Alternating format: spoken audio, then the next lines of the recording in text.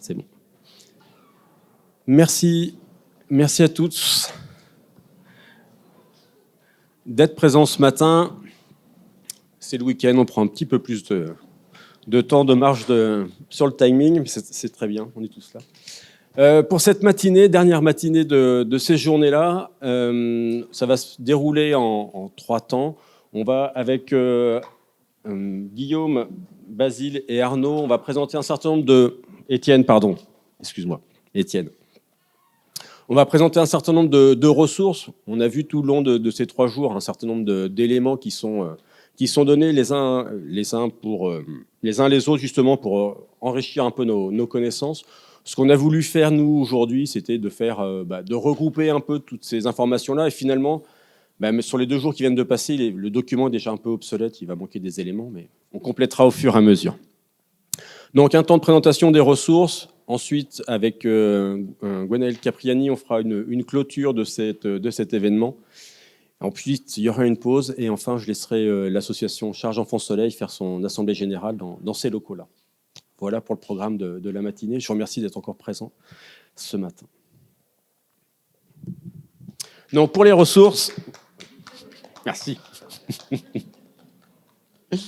Donc pour les ressources, comme je l'indiquais, en fait, dans le programme, vous avez pu voir sur la page du samedi, il y a un QR code. Sur la 4e page, il y a aussi tout le schéma, l'image, pour vous montrer comment arriver à ces ressources-là. En fait, nous, le constat qu'on fait, ou en tout cas les retours qu'on peut avoir, c'est que des ressources, on sait qu'il en existe, mais elles ne sont pas toujours faciles à récupérer. Donc on a essayé, nous, de centraliser un peu ces événements-là. Enfin, ces éléments-là. Et puis l'autre chose aussi qu'on aimerait bien que vous puissiez nous apporter, c'est que nous, on a une certaine vision de la situation, des ressources dont on peut disposer. Mais j'imagine que vous, par votre expérience, par vos expériences, finalement, vous pouvez aussi obtenir d'autres pistes.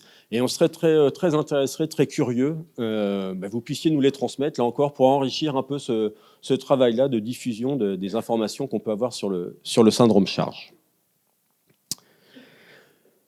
Pareil pour les ressources, je le redirai aussi en conclusion. Donc, vous avez eu un certain nombre de présentations et de diaporamas. On va faire en sorte de pouvoir les récupérer. Alors, je vais vous donner une date au mois de janvier, parce qu'effectivement, il y a un montage qui va être à faire pour les vidéos. Et puis, pour les diaporamas, de bien s'assurer auprès des intervenants qu'on peut les diffuser. Donc, on fera ça prochainement, ça sera courant janvier. Alors, première ressource, qui n'en est pas vraiment une en tant que telle, mais qui me semble importante à signaler, c'était le 8 août dernier. Finalement, il y a eu la première journée mondiale de sensibilisation au syndrome Charge. Je vous ai mis l'image à côté, c'est l'ensemble finalement des logos, des organisations à travers le monde qui ont pu participer à cet événement-là. L'idée, cette année, c'était de pouvoir, sur les réseaux sociaux, présenter le syndrome Charge dans toute sa diversité. Et pour ce faire, symboliquement, il fallait épeler les lettres C-H-A-R-G-E de tous les moyens dont c'était possible. Donc, il y en a qui ont fait dans le sable, avec des cailloux, avec des Legos, etc., etc. Et je pense que cet événement-là, il sera reproduit l'année prochaine.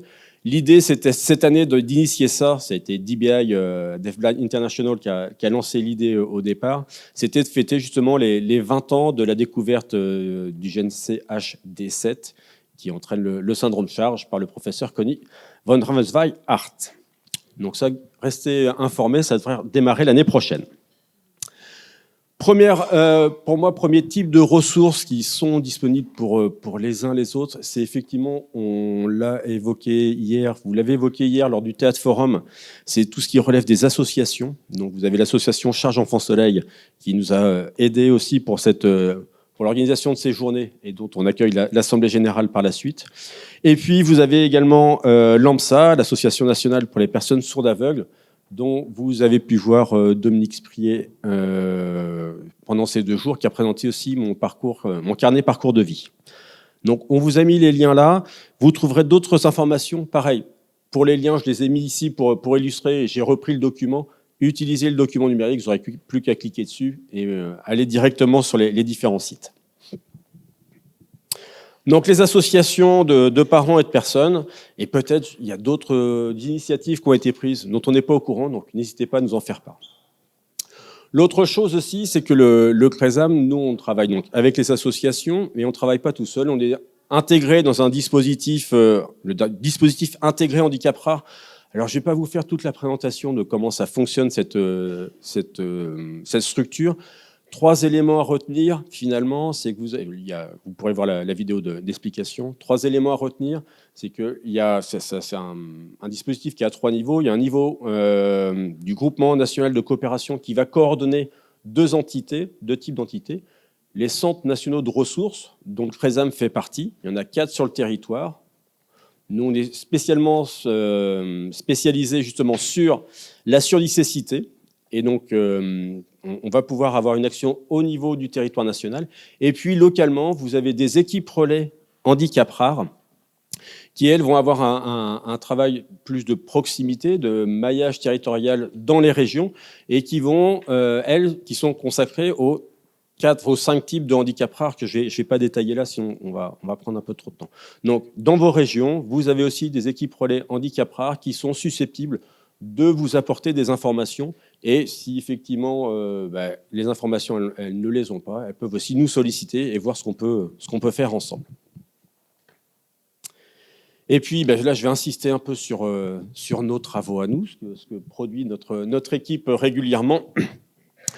Donc, voilà, je vous ai remis là le lien sur où est-ce qu'on peut trouver les ressources sur le syndrome charge et également sur le syndrome de Usher. Et puis, je vous invite aussi à vous inscrire à notre newsletter. Elle apparaît tous les 3 mois, généralement. Et en fait, ça permet de regrouper les initiatives dont on peut avoir connaissance et puis les ressources qu'on a pu, nous, justement, capitaliser pendant cette période-là. Pareil, c'est une petite synthèse. Alors, il y a des informations qui sont parfois redondantes avec d'autres acteurs, mais au moins, vous avez un niveau d'information assez régulier, et notamment pour la journée de sensibilisation. Et puis, autre chose aussi sur les éléments qu'on peut aussi évoquer avec l'ensemble du dispositif que j'évoquais précédemment, c'est que vous avez vu hier avec Dominique Sprier dans les stands qui présentait le MCPV, mon carnet parcours de vie. Donc ça, c'est une construction qu'on a fait avec l'ensemble de ces acteurs-là. Et puis, ça a été évoqué aussi très rapidement hier également sur le formulaire complémentaire MDPH. L'idée, avec ces associations et puis ce groupement, ça a été de pouvoir proposer un document complémentaire pour mieux illustrer, ou en tout cas mieux argumenter, les demandes qui peuvent être faites au niveau des MDPH. Donc là encore, si vous avez besoin, c'est sur nos sites internet. Et puis, on peut aussi vous aider, le cas échéant, peut-être à expliquer comment il faut compléter ou quelles pistes vous pouvez prendre pour compléter ces documents-là. Donc, des newsletters. Et puis aussi, ce que vous avez pu constater également, c'est que les connaissances sur le syndrome charge, on est finalement dans le monde finalement assez peu nombreux à travailler sur cette question-là. Et il y a un certain nombre de partenaires étrangers qui font du très très bon travail. Et donc nous, ce qu'on essaye de faire, ou ce qu'on fait, c'est de pouvoir mettre ou rendre accessible un certain nombre de documents, de travaux. Donc on a fait des traductions de l'anglais vers le français sur les fiches d'information sur le syndrome charge. Donc ça, c'est produit par Sense en Angleterre. Et donc, il y a un peu plus de 17, c'est même plus d'une vingtaine de fiches sur différents thèmes. Donc là, j'ai pris la fiche 12, puisque on parle de la communication. Donc là encore, je vous invite, si vous avez besoin, à consulter ces éléments-là. Hier également, Véronique Abadi a évoqué ce tableau sur la supervision de la santé tout au long de la vie.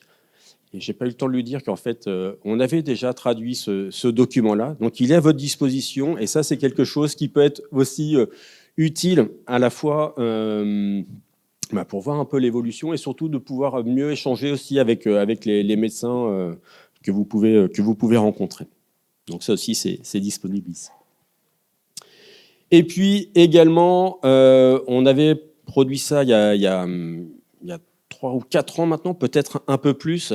L'idée, c'était de pouvoir produire un petit livret, donc c'est un 4 pages plié, un A4 plié en 2, un petit livret, où on a présenté très succinctement, mais de manière très synthétique, justement, le syndrome charge et les différentes conséquences que cela pouvait avoir.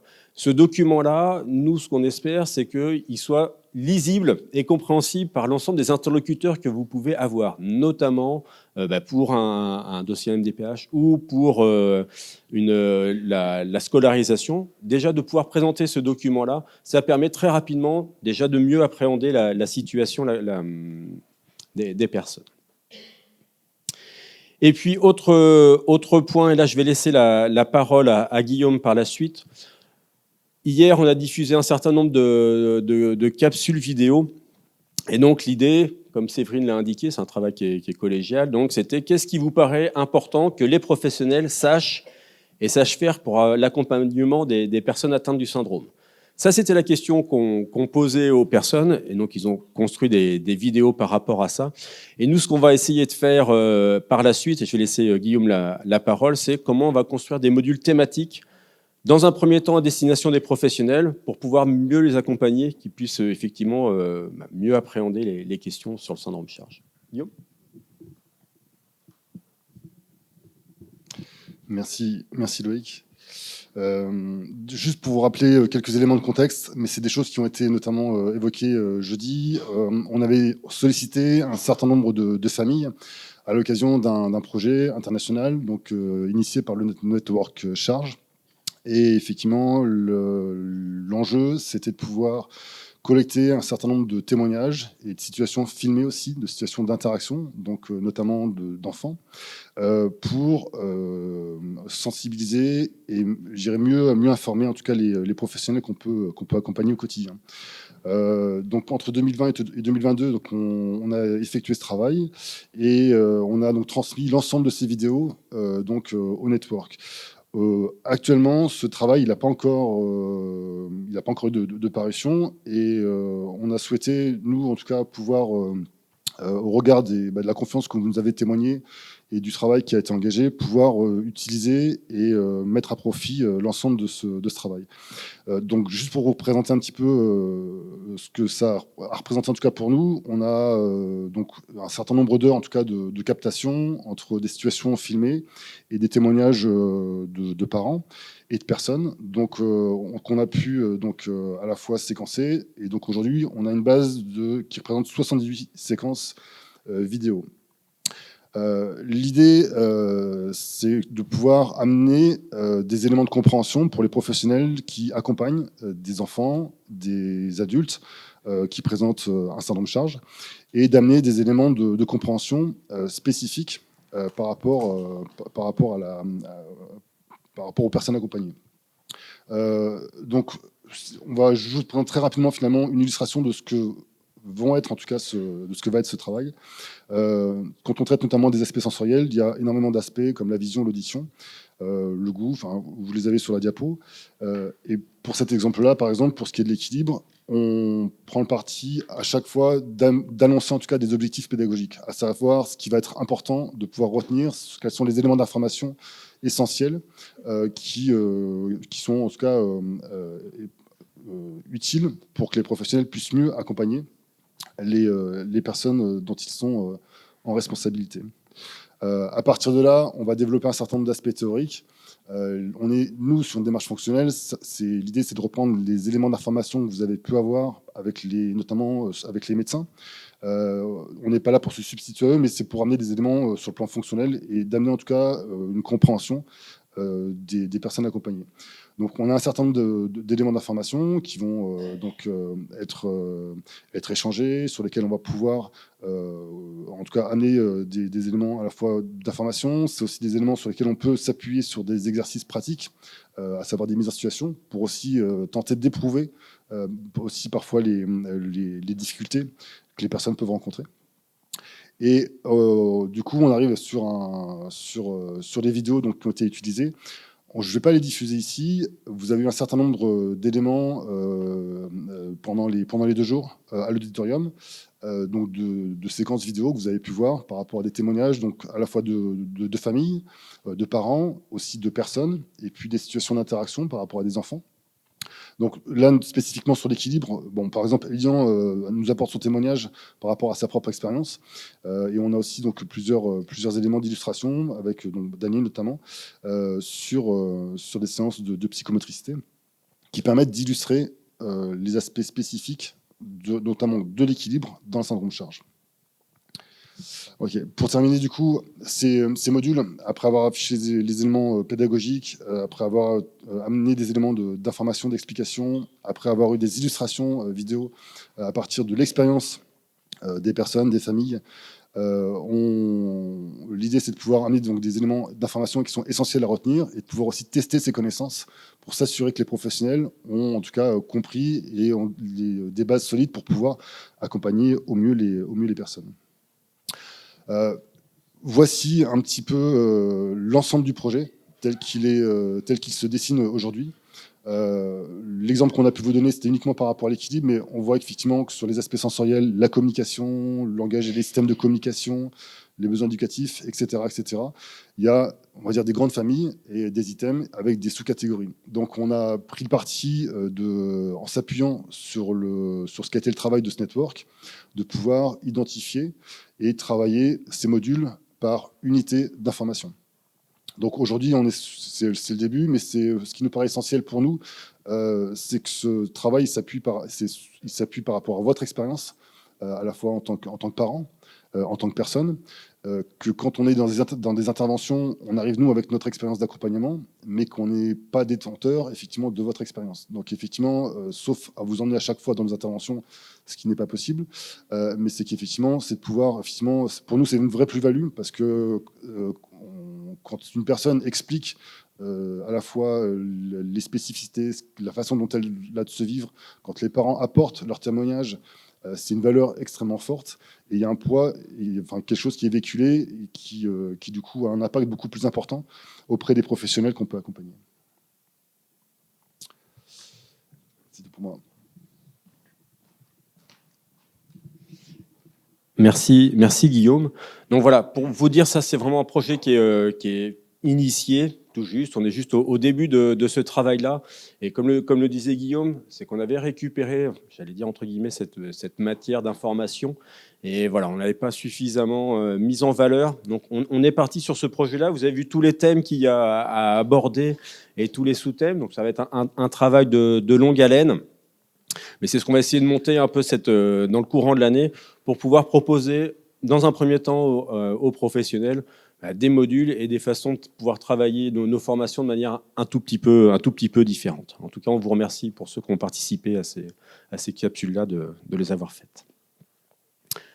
Pour revenir sur les ressources des partenaires, finalement, on a mis en avant ici les ressources qui sont relatives à la santé. Donc, il y a la filière de santé de malformation de la tête et du cou et des dents, c'est la filière tête-cou.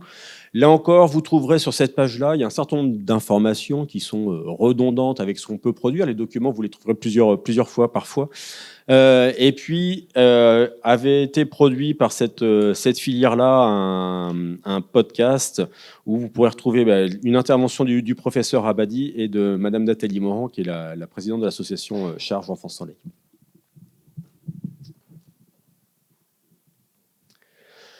Ça a été aussi évoqué comme document, c'est le PNDS, le Protocole national de diagnostic et de soins. Là, l'idée aussi, c'est un document qui fait référence notamment pour les pratiques médicales sur les maladies rares. Le document date de 2021, donc il est relativement récent. Il y a un certain nombre d'autres maladies rares ou d'autres syndromes où il n'y a pas de protocole national. Donc ça peut être aussi quelque chose sur lequel vous pouvez potentiellement vous appuyer. Et puis, dans cette documentation-là, il y a aussi un document qui est plus grand public, pour le coup, et qui peut être aussi très utile pour mieux cerner, mieux comprendre effectivement les cheminements ou comment ça va se mettre en place le parcours de soins. Autre point médical, c'est Orphanet. Donc Orphanet, c'est finalement c'est une grande librairie des connaissances sur les maladies rares. Et là encore, vous trouvez des documents plus ou moins synthétiques sur justement le syndrome charge. Et puis là encore, je vous ai mis en bas de page. Alors des fois, il faut aller un peu chercher un peu plus bas dans les pages internet. Il y a aussi des articles qui sont tout publics et qui sont de plusieurs langues. L'intérêt d'Orphanet, c'est que c'est un projet européen, donc ils essayent de mettre à disposition l'ensemble des connaissances sur le territoire européen dans le maximum de langues. Donc il y a un certain nombre de documents qui sont accessibles par rapport à ça, et c'est une ressource assez pertinente. On a essayé aussi de voir quelques éléments concernant la scolarisation. Donc, il y a un site qui s'appelle Tous à l'école, où justement, vous trouverez un certain nombre d'expériences et de recommandations, ou en tout cas de conseils et de retours d'expérience sur la mise en place d'une scolarisation pour les enfants porteurs du syndrome. Et puis après, on a pu travailler... C'est le centre de l'Ohio qui a fait des priorités éducatives dans le syndrome charge. Le document est traduit en français, donc c'est eux qui l'ont traduit eux-mêmes. Là encore, même si le système scolaire ou éducatif américain et français sont différents, les priorités éducatives des enfants sont quand même, elles, ne connaissent pas les frontières. Et donc là encore, c'est intéressant de voir comment, sur quels éléments, effectivement, il faut s'appuyer pour pouvoir proposer des pistes de scolarisation adaptées. Et puis, un autre document aussi, qui est, pour le coup, une liste des besoins éducatifs. Donc là encore, c'est des choses que vous pourrez retrouver. C'est peut-être pas valable pour l'ensemble des enfants, mais de voir un peu à quel point, à quel moment, effectivement, vous pouvez trouver des ressources par rapport à ça. Le réseau aussi, Prieur Maladies Rares et Handicap Rare, a fait un témoignage, a fait un portrait vidéo de monsieur et madame Serliani, qui décrit un parcours en établissement spécialisé, ainsi que les difficultés que les personnes ont pu rencontrer dans le milieu professionnel. Et puis ces deux parents évoquent aussi le handicap de leur enfant, qui est malentendant, et la façon dont ils vont surmonter les difficultés quotidiennes. Je l'ai souligné celui-ci, parce que c'est une démarche de Prieur qui a fait plusieurs témoignages, et finalement sur des témoignages sur le syndrome charge en libre accès disponible comme ça, il n'y en a pas tant que ça. Donc je ne peux que vous inviter d'aller le consulter. Et puis l'autre pan finalement de nos ressources, alors là je vais les détailler, c'est tout ce qui va relever des ressources internationales. Et l'association sur laquelle on va vraiment se baser, c'est DBI, ou Deafblind International, parce que c'est le point de connexion mondiale sur l'ensemble des surdicécités. Et pour structurer un peu son action, elle s'est déployée en différents réseaux. Et donc je vais vous en présenter deux particulièrement. Il y a un réseau qui s'appelle donc le réseau Charge, le Charge Network. Et donc les intervenants que vous avez pu avoir, Tim Ashton et David Brown, y ont participé. C'est un réseau interdisciplinaire où vous avez et des enseignants et des intervenants, des éducateurs, des thérapeutes, des médecins. Et donc la vocation, c'est d'arriver à mieux partager les connaissances et les expériences dans le domaine du syndrome charge. Alors effectivement, c'est là pour le coup la langue prioritaire est l'anglais. Chez nous, c'est Séverine principalement qui est inséré dans ce réseau-là. Mais l'intérêt, c'est de voir un peu les connaissances et puis les dynamiques qui se créent d'un territoire à un autre. Et puis, ce qu'on essaye de faire aussi, c'est quand les ressources nous paraissent vraiment indispensables, de faire une traduction d'accessibilité en français. Autre réseau, c'est le réseau communication. Alors, lui, il n'est pas spécifique au syndrome charge, mais ils organisent des webinaires pour les familles. L'idée, c'est que avec des professionnels, les familles puissent échanger sur la question du langage, en l'occurrence, et puis développer ses propres compétences, partager des expériences en termes de communication, et pour les parents, et pour la personne en situation de surdicécité. Comme cette initiative-là nous paraissait très intéressante, on en assure, nous, la traduction en direct avec Smitha et Rémi qui ont participé à cette traduction pendant ces 2 jours. Il y a 2 webinaires qui ont été réalisés, donc vous pouvez voir les replays sur le site, et on attend la date du prochain webinaire. Donc là encore, suivez-nous sur notre lettre d'information pour que vous puissiez avoir l'information pour ceux que ça intéresse. Les webinaires, généralement, durent 1h30. Il y a 1 heure d'échange, enfin 1h30 d'échange avec encadré par des professionnels. Et puis, ressources internationales, toujours, où on vous a mis sur le site du CRESAM, vous le trouverez, des travaux du Nordic Welfare Center, qui est norvégien de mémoire, et donc qui mettent en avant justement des études de cas, des entretiens, qui souligne l'importance de la compréhension et du soutien de la communauté. Là encore, l'idée, c'est de mettre en avant le partage des connaissances, toute l'émulation qu'il peut y avoir entre pairs. Et après, je vais pouvoir céder la parole à Basile et Étienne, justement, pour illustrer cette prise en charge. Là aussi, un autre temps qui me paraît important, mais qui est peut-être un peu plus difficile à accéder. Il est en anglais et nous, on n'a pas engagé la traduction. Il y a un MOOC, donc une formation en ligne qui est organisée qui a été montée par le Church Syndrome Australasia. Format d'apprentissage qui permet d'avoir des connaissances par les plus grands chercheurs. C'est découpé en plusieurs modules. De mémoire, ça prend quoi, Guillaume? Tu te souviens du temps que ça prend? Quelques jours. Ouais. Non, c'est quelque chose qui est très complet. Alors, vous pouvez aussi y accéder avec les traductions automatiques de Google. Après, il faut se méfier. Parfois, il y a des contresens qui sont faits. Mais voilà, au moins de voir un peu là aussi les thématiques et sur quel point vous pourriez effectivement vous concentrer si ça vous intéresse. Et puis, les laboratoires de recherche que vous avez finalement des gens, ou en tout cas des noms que vous avez pu voir par rapport à ça. Donc, il y a le laboratoire de recherche du Michigan qui est dirigé par Tim Hartshorn, donc qui peut être, voilà, où nous on va suivre les travaux qui peuvent être faits. On vous a listé quelques textes, quelques documents dans le document dans le support qu'on vous a fait numérique. C'est vraiment, alors, de manière très... c'est ce qui nous a semblé le plus important, voilà. Mais il y a plein d'autres travaux qui ont été faits qui sont aussi très intéressants. Les travaux aussi du docteur Kim Blake, qui est pédiatre à l'université en Nouvelle-Écosse au Canada. Vous n'allez peut-être pas fait attention, mais son nom est apparu plusieurs fois dans la présentation du professeur Rabadi. Et puis, on a en Europe un institut pour la recherche sur la surdicécité à l'université de Groningen, aux Pays-Bas. Et c'est une des rares formations universitaires en Europe qui est consacrée à la surdicécité. Il y a un master sur Communication and Congenital Deafblind. Donc, communication et surdicécité congénitale. Donc voilà, il y a les travaux aussi qui sont intéressants dans cette ressource-là. Et puis en autre formation universitaire qui est liée à la surdicécité, c'est le DU qui est organisé par l'université de Rennes.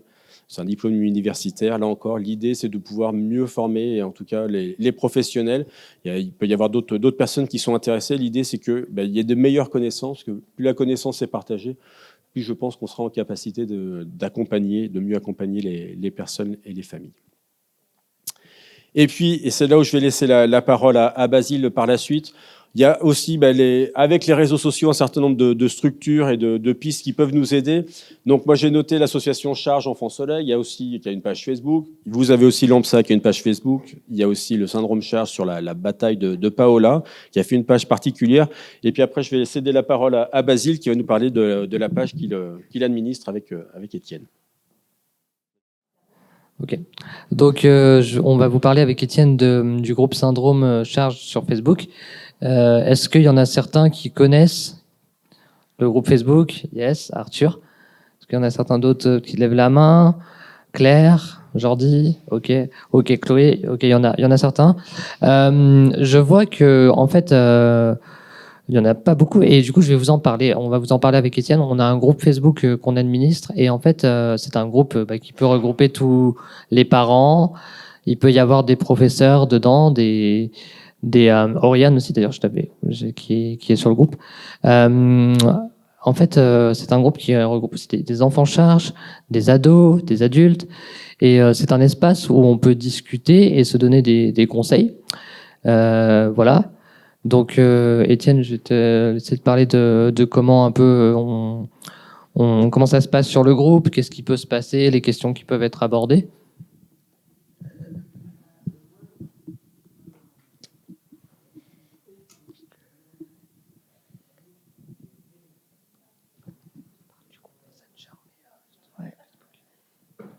on a un groupe pour parler entre nous sur Messenger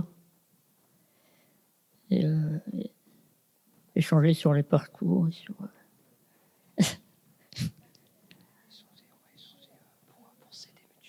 pour s'aider mutuellement.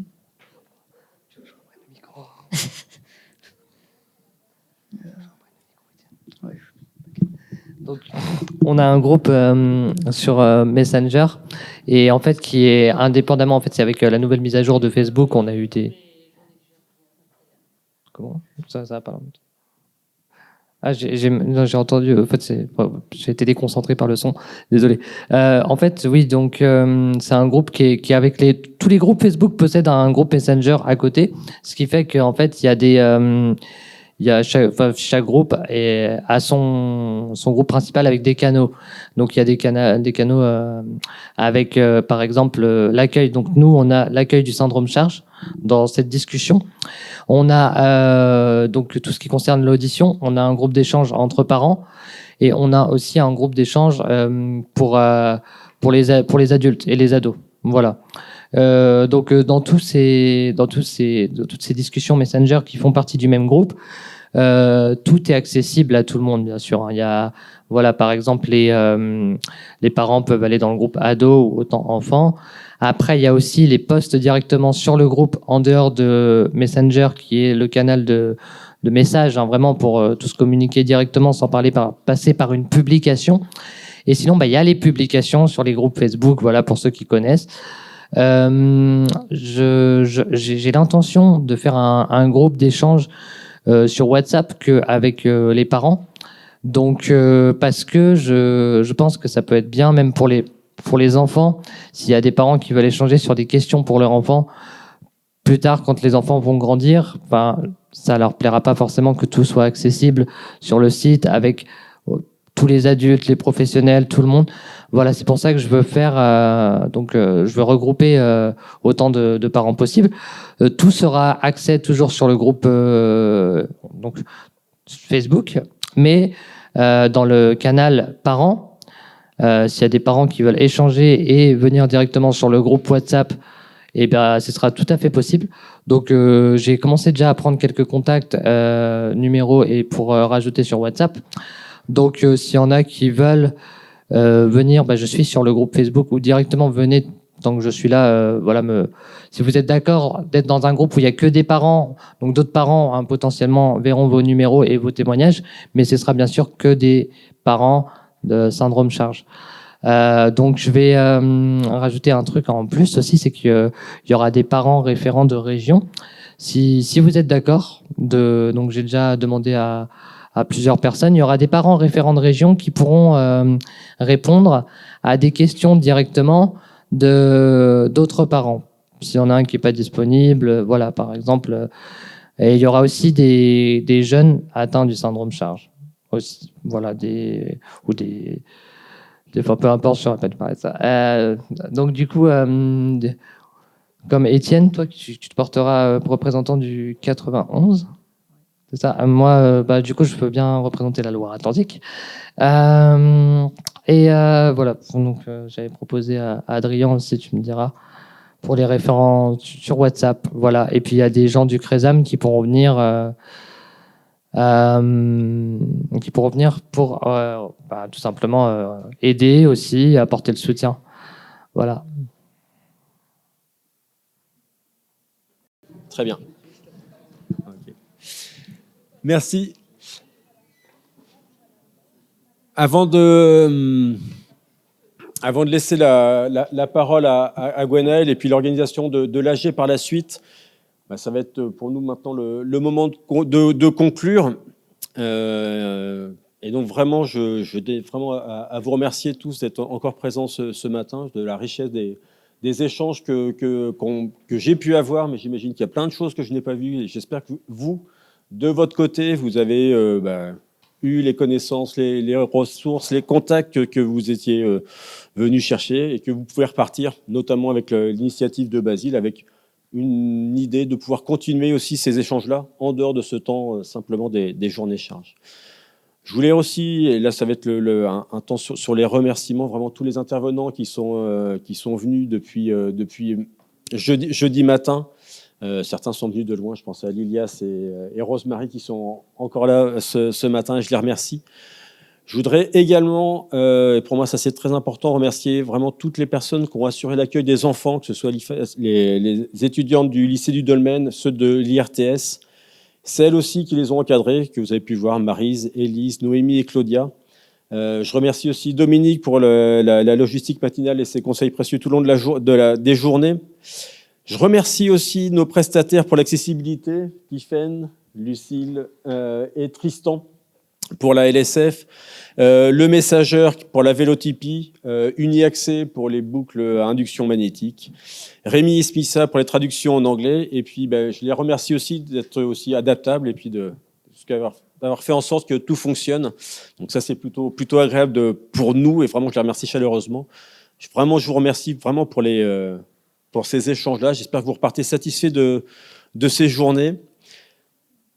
Les dernières journées charges avant celle-ci, elles dataient de 2018. J'ai bien cru comprendre qu'il ne fallait pas qu'on attende aussi longtemps pour en refaire d'autres.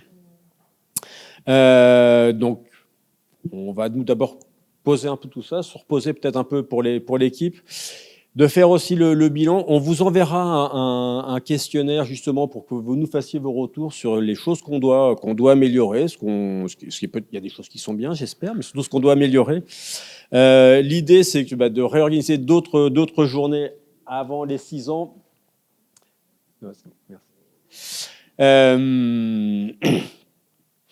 Voilà. Donc ça va être vraiment cette idée-là de garder justement cette richesse, de pouvoir avoir, et c'est un peu la gageure de cet exercice-là, à la fois des médecins, des professionnels du médico-social, les familles, les personnes. Voilà, merci Yves. Les enfants, les adultes porteurs du syndrome, et je trouve que je sais, pour moi, je ne connais pas beaucoup de temps où il y a cette alchimie-là, et effectivement, c'est une gageure, c'est un défi organisé, mais c'est tellement agréable et enrichissant que ça mérite de refaire ça une fois prochaine. Pour le moment, un bilan qu'on va vous demander, un bilan qu'on va faire en interne, et puis après, nous, on va enchaîner aussi sur l'équipe va enchaîner aussi sur d'autres projets, notamment les questions que vous avez pu poser, notamment l'organisation de journées sur le handicap rare qui auront lieu, des journées nationales sur le handicap rare qui auront lieu à Strasbourg, et puis de manière aussi très concrète, arriver à boucler la production de toutes les éléments, les interventions que vous avez pu avoir pendant 2 jours, qu'on puisse boucler ça en janvier afin de pouvoir vous diffuser toutes les informations. Je m'engage pour janvier, si on fait ça plus tôt, ça sera mieux, mais je préfère pas vous donner une date trop précise si on n'est pas capable de la tenir. Voilà. Et puis je voulais aussi remercier l'ensemble de l'équipe du CRESAM qui a fait un peu plus que son travail ces quelques jours, Yves à la technique, Guillaume, etc. Donc je vais les reciter parce que vraiment sans ces personnes-là, on ne pourrait pas faire ça. Donc Yves, Séverine, Guillaume, Christelle, Marion, Anaïs, Corinne, Hugues, Chloé, Mylène et Emmanuel, vraiment c'est quelque chose. Voilà, j'ai de la chance d'avoir vraiment une super équipe pour pouvoir organiser de tels événements. Et donc voilà, moi, ça me fait chaud au cœur de vous voir là. Et donc voilà, je tenais vraiment à les remercier en votre présence. Je vais laisser la parole à Gwenaëlle. Merci.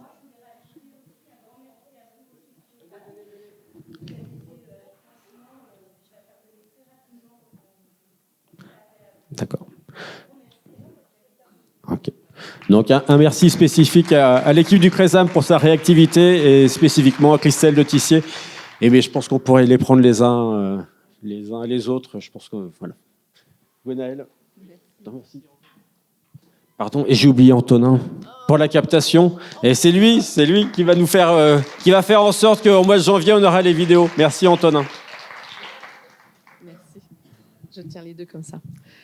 Donc, eh bien, je reprends la suite de ton intervention. Effectivement, le CRESAM est à disposition des familles et les familles leur remercient de répondre rapidement, effectivement, aux demandes pratiques et souvent pressantes parce qu'angoissantes qui se posent au sein des familles. Un deuxième aussi grand remerciement, c'est au travail de fond et de suivi de long terme que fait l'association ANPSA, Association nationale des personnes sourdes aveugles, et en particulier ce travail de complément du dossier MDPH qui on est encore dans le pratique, dans le concret et dans les moments qui sont très stressants pour les familles. Donc voici par rapport à l'ouverture à d'autres associations. Moi-même, voyez-moi en double parce que je suis Gwenaëlle Caprani, mais voyez à côté de moi Nathalie Morand qui, pour des raisons personnelles et pour des raisons qu'on a un peu évoquées hier, c'est-à-dire que un individu, quand il se passe quelque chose dans sa famille, il se mue en petit chef d'entreprise et il y a des moments où il doit assurer. Et là, il se trouve que Nathalie devait assurer avec son papa et que son fils Léo, que certains d'entre vous connaissent sans doute, est très déçu de ne pas être parmi vous. Donc là, je vais en fait faire puisque Loïc a clos les journées avec toutes les perspectives de compte rendu dont vous allez pouvoir bénéficier.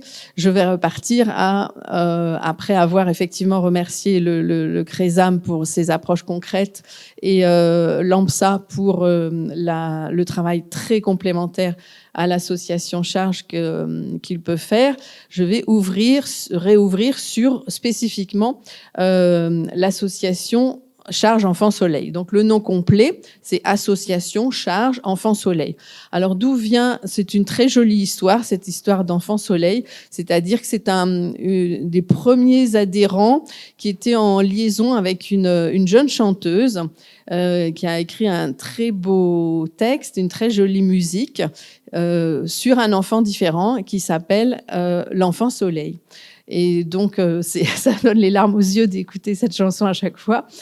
Et donc, cette personne a offert la chanson à l'association. Et du coup, l'association se prévaut de ce travail artistique et du coup s'appelle, depuis le début, l'association Charge Enfant Soleil. L'association, donc, pour ceux qui sont adhérents, on sera plus précis au moment de l'Assemblée générale qui va avoir lieu. Mais maintenant, en information générale, voici ce qu'on peut en dire. C'est une association qui a une histoire et qui est l'histoire du syndrome Charge, tout simplement. C'est-à-dire que, vous avez vu, on est sur les 30 ans de la mise en évidence, par exemple, du fameux CHD4, CDH4, 7, je m'en mêle. Et on est aussi dans le même rythme de 30 ans pour l'association. L'association, quand elle se crée, voilà, autour de Nicolas, par exemple, ici présent, c'est une association de parents qui ont, par définition, des bébés. Donc, c'est une association de parents de tout petits. Et puis, le temps passe, et dans un deuxième temps, ça devient une association qui est mixte avec des parents de bébés et des parents de 10-12. On est en préadolescence. Et bien maintenant, le temps a passé et on est en complétude puisque maintenant, il y a des familles, des parents et amis d'enfants Charge qui sont bébés, qui ont 12-13, qui sont ados et maintenant qui sont adultes. Donc, c'est pas magique, ça s'est pas fait en un jour, mais là, on est vraiment sur un moment d'étape pour l'association, puisqu'on dispose de ce petit groupe dont vous avez vu un joli exemplaire, de ce petit groupe de jeunes adultes et qui a des choses à dire de façon autonome, ce qui n'est pas le cas effectivement des nourrissons qui sont plus, n'est-ce pas, dépendants de leurs parents.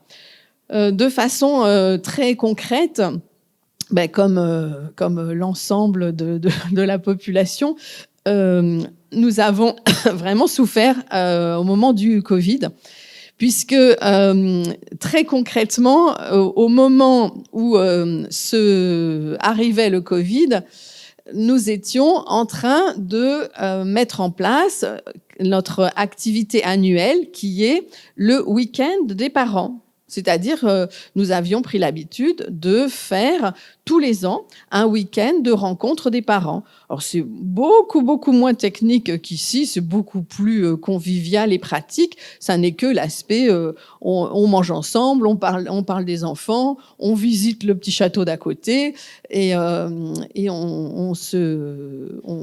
parle, quoi. Et, voilà, on arrive, on se rejoint. L'idée, c'est que le week-end des parents, en fait, on s'arrange pour que le lieu de rencontre soit, en fait, fasse le tour de la France, de façon à ce que ce ne soient pas toujours les mêmes qui enquillent les grandes distances.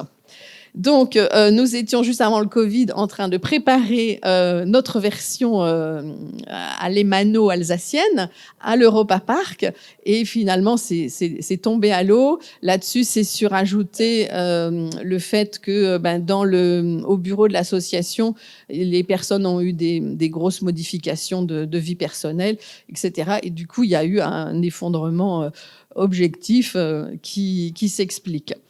Par contre, les journées charges sont vraiment un tremplin qui a permis justement de faire se réunir les familles. Et donc, nous espérons bien pouvoir prendre appui sur la planche de dynamique provoquée par les journées charges pour que l'association reparte. Et effectivement, le premier projet à mettre en place, c'est le week-end.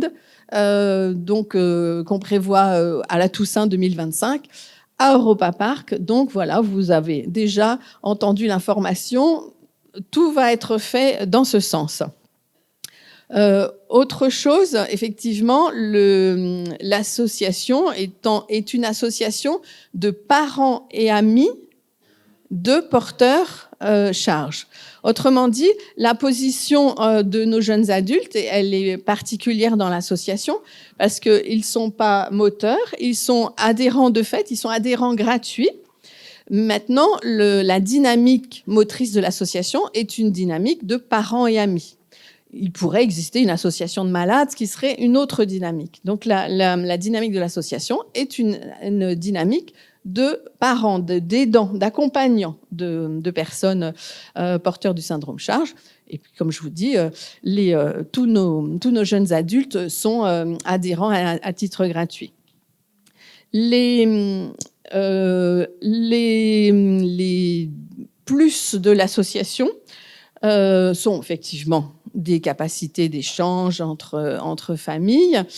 Et aussi, nous avons une dynamique, et donc ceux qui viendront à l'Assemblée générale en sauront plus, mais que tout le monde le sache. Nous avons une dynamique en fait de recueil de financement avec des actions caritatives, des choses comme ça. Autrement dit, nous avons objectivement un budget qui permet que les week-ends familles en fait, ne reviennent en point de vue coût pour les familles qu'au trajet. Et les repas, l'hébergement, etc. sont financés par l'association, ce qui permet de faire des événements qui sont quand même autrement plus accessibles que quelque chose où il faut envisager de financer le total. Autre chose, effectivement, Madame Ambadi en a parlé hier, la présence dans ces journées internationales aux États-Unis, elle est effectivement financée par Spraton, mais également par l'association Charge. Et effectivement, nous avons l'association à financer, à aider Sophie Noël pour ses déplacements et hébergements à Orlando en 2023. Et on peut le répéter, toute famille, toute personne, alors il vaut mieux que ce soit pas trop nombreux parce que les coûts s'ajoutent, qui est vraiment fluent, comme on dit en anglais, est invité à suivre ça parce que c'est très intéressant pour nous d'avoir des retours directs. La même chose aussi, l'association allemande aussi est très dynamique et ça peut être repris. Nous avons eu aussi effectivement des présences en particulier de nos familles alsaciennes bien bilingues qui ont suivi les travaux de l'association allemande. Autre chose, je vous dis, l'association vraiment dispose d'un petit budget et donc il est complètement possible, et il y a une ouverture chaque année d'un budget global de 3 000 € pour aider soit des adultes, des jeunes adultes charges, soit des familles à de l'équipement. Donc, effectivement, c'est quelque chose de très, très classique. Il y a une petite commission qui examine la proposition de demande de financement de la famille ou de l'adulte, et puis un système de choix et le montant, par exemple, pour une famille ou un dossier est de 500 €.